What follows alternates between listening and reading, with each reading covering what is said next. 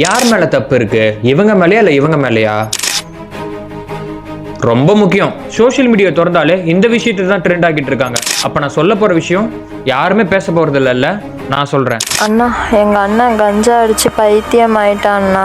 அது மட்டும் இல்லாம எங்க அம்மாவை போட்டு பயங்கரமா அடிக்கிறான்னா. எனக்கு இப்ப என்ன பண்றதுன்னே தெரியலண்ணா. போதும், ஸ்கூலுக்கு வெளியே கள்ள முட்டாய் விற்கிறாங்களோ இல்லையோ கஞ்சா வித்துட்டு இருக்காங்க. இதெல்லாம் யாரோட அனுமதியுமே இல்லாம ரகசியமாவா விற்கிறாங்கன்னு நினைக்கிறீங்க? இருக்கட்டும், இப்ப அந்த பையனோட நிலைமை என்ன தெரியுமா? தான் என்ன பண்றேன்னே தெரியாம இருந்துட்டு இருக்கான். சொல்ல போனா ஃபேமிலிக்கு முன்னாடியே 18+ வீடியோ பார்த்து மாஸ்டர்பேஷன் பண்றான். 4 நாளைக்கு ஒரு முறை தான் சாப்பிடுவானா. இந்த போதையில அடிக்ட் ஆகி மென்டல் ஆகி இப்ப தான் அம்மாவே போட்டு அடிச்சிட்டு இருக்கான். அவங்க நம்ம கிட்ட ஹெல்ப் கேட்டிருக்காங்க. அந்த பையனை மென்டல் ஹாஸ்பிட்டல்ல சேர்க்கறதுக்கான ஏற்பாடுகளை கண்டிப்பா நான் செய்யறேன்னு சொல்லியிருக்கேன். நிச்சயமா அதை பத்தின ஃபுல் டீடைல்ஸ் நான் நெக்ஸ்ட் வீடியோல சொல்றேன். கண்டிப்பா எல்லாரோட மெசேஜுக்கு நான் ரிப்ளை பண்றேன். ஆனா நிறைய பேர் ஃபாலோ பண்ணாமே பண்ணிட்டு இருக்கீங்க. மறக்காம ஃபாலோ பண்ணி என்னையும் மோட்டிவேட் பண்ணுங்க.